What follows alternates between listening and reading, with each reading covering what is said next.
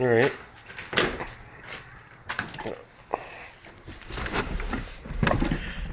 Start this up from fresh. I think I've pointed out that the temperature gauge kind of overruns and then gets stuck on high. So I'm not sure if that's a sending unit or what's going on with that, but it's been like that for a while.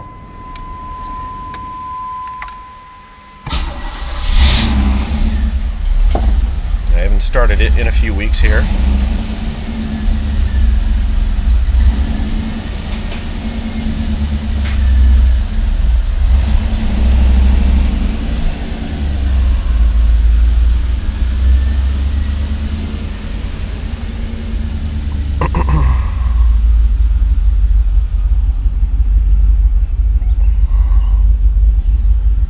I'm going to pause and buckle up.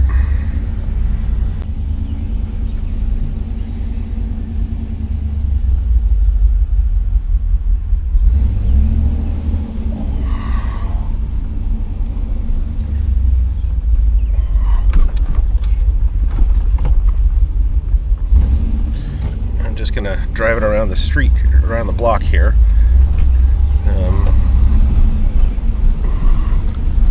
Take it out on the highway a little bit here, or not the highway, but at least a 4-lane road.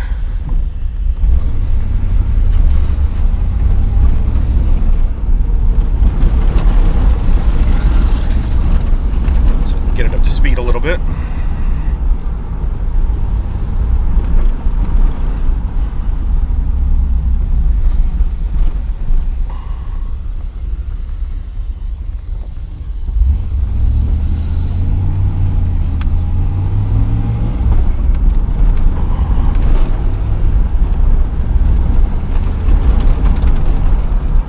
Oh, great, got chip and seal here. Patches of it anyway.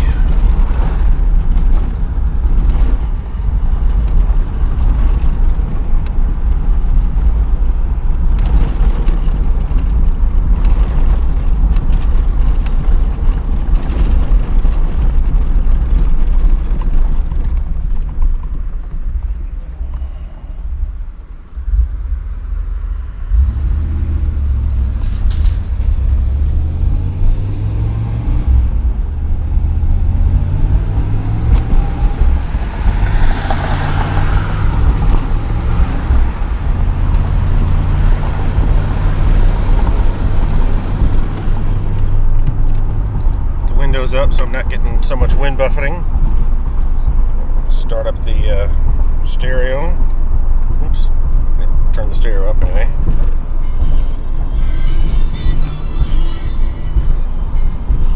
It's pretty good sounding for an 87 stereo. I don't have any aftermarket in it, so there's no subwoofer, so bottom end isn't quite what we expect from today's cars, but it's not for sale as a today car.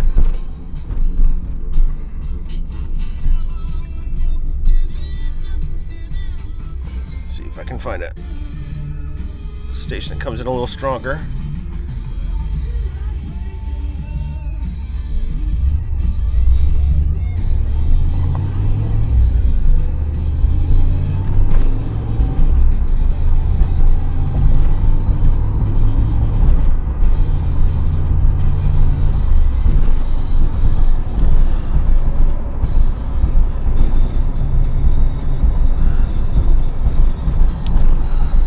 Stereo off so you can hear the motor a little bit better. Again, this was a cold start. I did not run it at all for a couple weeks.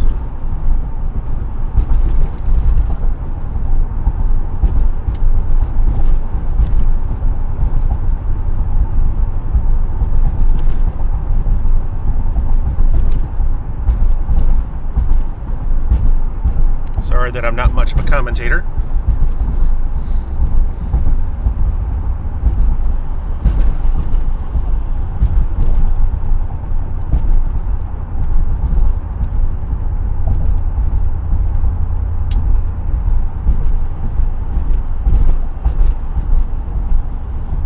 I get it back at the driveway where at the house where I keep it, I'll do a walk around and open up the engine bay.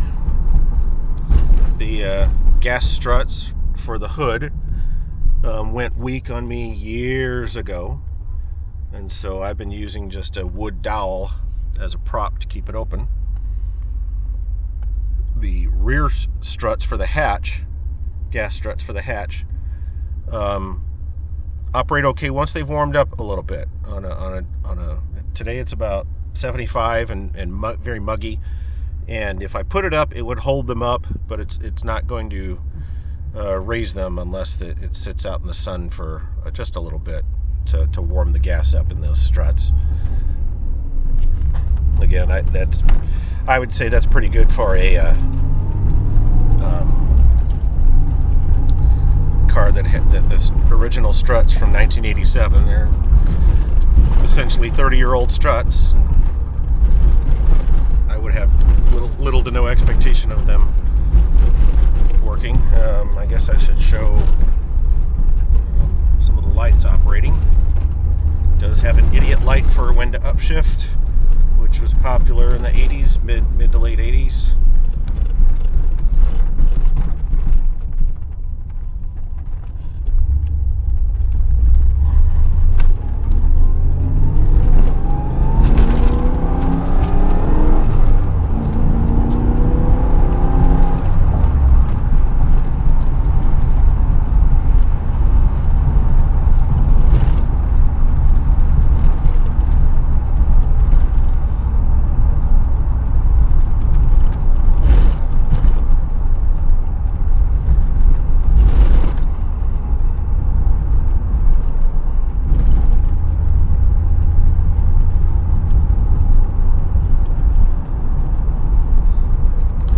Again, I'm sorry that I'm not much of a commentator.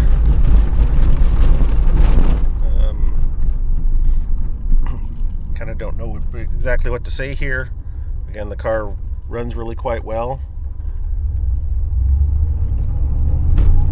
I did not keep much in the way of repair records because it really didn't need much in the way of repairs.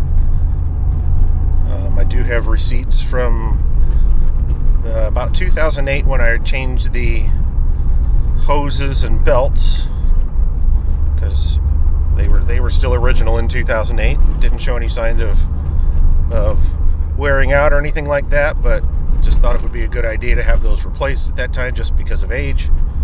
I did put brand new tires on it for this sale, so I have that receipt as well. And I've got a notebook that's all original, that essentially my logbook of fill-ups and what kind of gas mileage it got on that previous tank, as well as when I changed the oil. I always use Mobile One. I think I have that in my ad.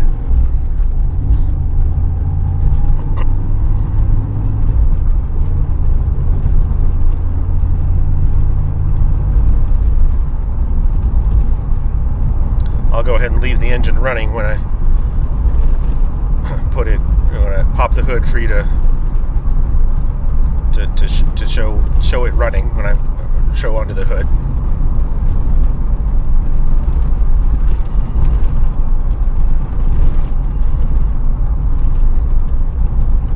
If this video comes out a little bouncy, I apologize for that too. Don't exactly have a Steadicam or a GoPro.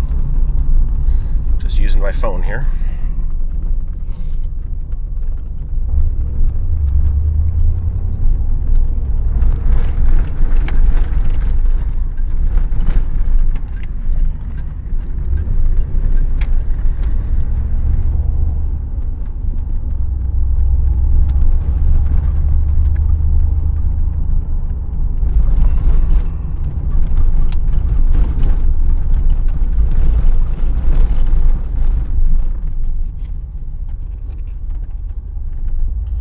I debated about detailing the interior to try to get some of these, just age stains out of the seating.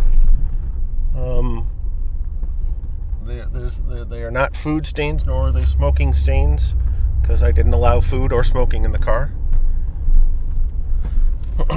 But that doesn't mean that the seats are in new condition. There's certainly some staining there. I'll show that now. Again, you can just see that there's some light staining there. Like I said, I was considering doing a detail job on it, just to clean that up. You can see a little bit more in the back seat from where the kids sat. You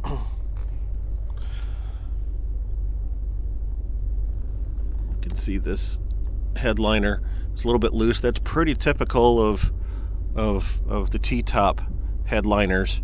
It kind of is only prevalent back to from the T-top on back. It does have the upper console. I'm gonna stop here and then get out and show the engine.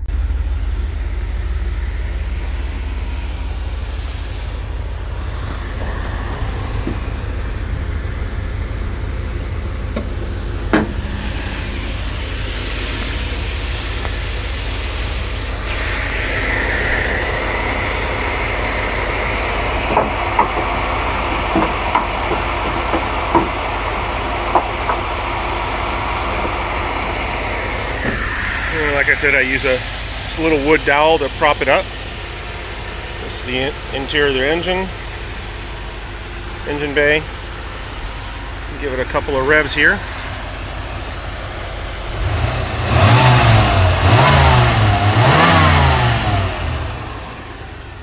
So like I said, it runs very smooth.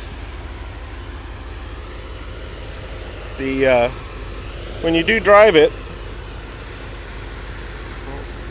I'll show some of what I would call blemishes. This is, again, because it was a driving car, not a show car. It is not spotless, but it is not certainly not banged up. Again, just kind of like some bird crap and road rash, I guess I would call it, from bugs and such. It does have a good scratch here on the front fascia.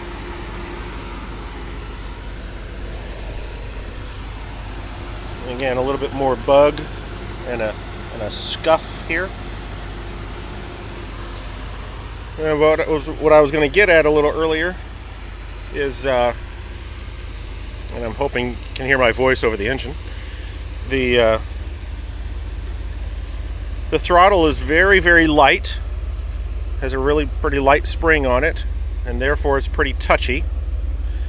And so when you launch the car, often it will jerk your foot a little bit, and then your foot naturally lets up on the gas. Again, a little bit more scuffing. Again, your foot just naturally lets up on the gas just from inertia alone, which makes you kind of bounce forward, and you kind of end up bouncing back and forth on the throttle. I don't want to.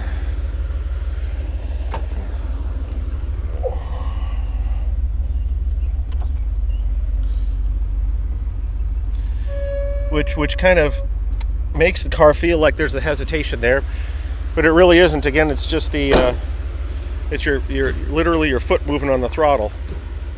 So for smooth driving, I upshift relatively quickly to reduce that. Some callers have pointed out, yeah, this wheel doesn't look all that great, and I took the picture of this wheel to show the new tires on purpose, to show what exactly this is. It seems to be a little bit of corrosion of the aluminum. The other four wheels, and I'll show them now, other four rims, I'll show them now, they don't have that. They are really quite clean other than for brake dust.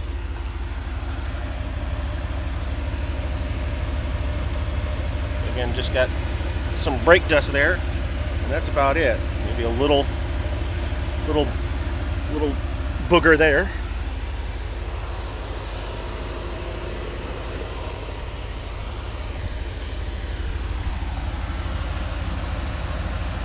This one looks really quite clean.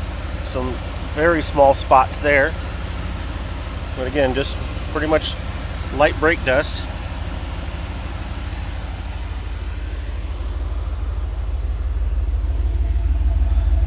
So the wheels are really quite in good shape. Some of these caps from the lug nuts to dress up the IROC wheels are gone. Those are missing.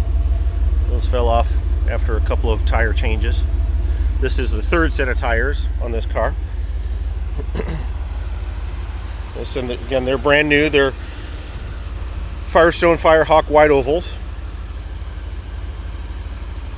Put those on because that seemed like a good match for this car. The windshield washer fluid motor died on me a few years after I got the car, but I used it so rarely because I didn't have it out in the snow. Didn't have it really even much in the rain, so I didn't use the washer fluid much, so I've never bothered to replace the motor. I think that's about it. If you got any questions, feel free to email me or even give me a call.